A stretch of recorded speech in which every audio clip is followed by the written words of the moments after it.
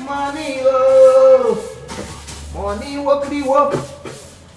Money, good, oh. Money, oh.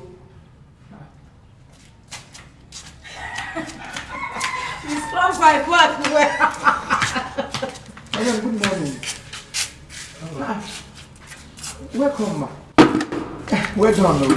You know, since you came, we've been trying to make ourselves available to come and greet you. But they can't fire away day here, no grill. He refused anybody entering, he refused us seeing you. Thank you for coming. At least you visit him, take care of him, because sometimes he can't even take his bed properly.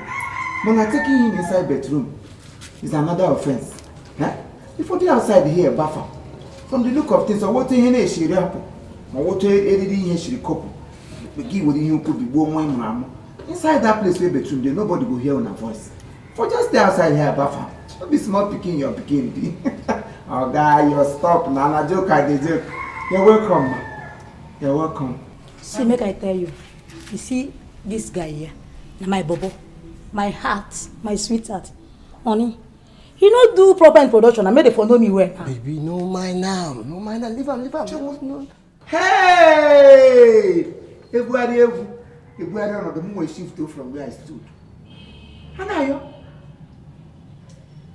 Hey! My eyes have seen my nose. Wait, oh.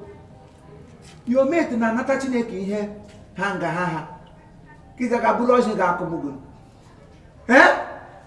Ayo? Ahonu go ogologo.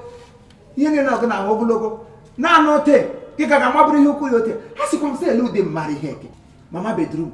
Mama always come, no even come out to me. Mama walk back there, one na agba mama. Mama come inside, I put a popo. I thought, no wonder. Last night I come to hear my Sam makene go to ma mo ba popo bia ko mo dede. Sayo. Hey! Asa popo nwere size, nwere kwa size. Lekwa ngire me, lekwa bi shi gekuna. Nekiti obi ara. Wote nkumi ike na akụpụ da akụgbu ogige kọlọ onwe gịnị. Ogbu isi, ogbu anụ, ogbe nte, ogbu imo. Hey! Nwa na anyị ukwu anaghịọ. Ịyọrọla ịgba. Yọrọ ibu. Ọbịa. Nji. Gbagale ahụ. Talk now. Let me see you start. Mama alawa nne. I got titles. Talk. Why they start machine they do like this? Talk, open my talk now. I got titles. How many times? What I call you? When they put eye for my matter for this house. When they put eye for my matter. When they put eye for my body. For this house. When they put eye for my matter. When they put eye for my body for this house. See, baby, give him. I know what thing I go do you.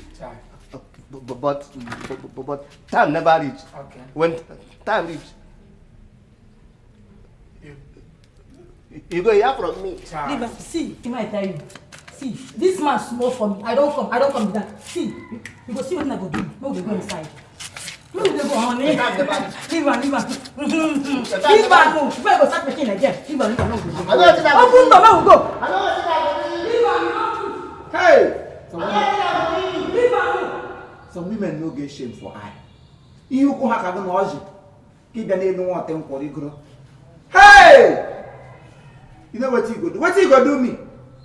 What you go do me? Don't put on a came up. Remember, under the breast. Over to that brush you lose. Ana tabu we can quiet who finish you and give to go more. Stupid man. Yeah. No wonder. Say no dey marry he kan bo wan ya brother gina gba mute you wa forget so chingop you wa forget so crazy you wa mute one day you guys wrong ba mute e dabu ogu make sure on the line of action don't try to yari grow because all the grow le pe ya da kwa la bu wempe all of us go so money cloth in the school ha bia gba mpeg gela stupid man akpoga na yo ibe go na your height you know fat come out eye for your matter. Matter go believe I have seen her. Your matter have occupied your space. Nonsense. You buy house where you go live, you know, see, I'm not going to the man for compound. Titus, who is your neighbor?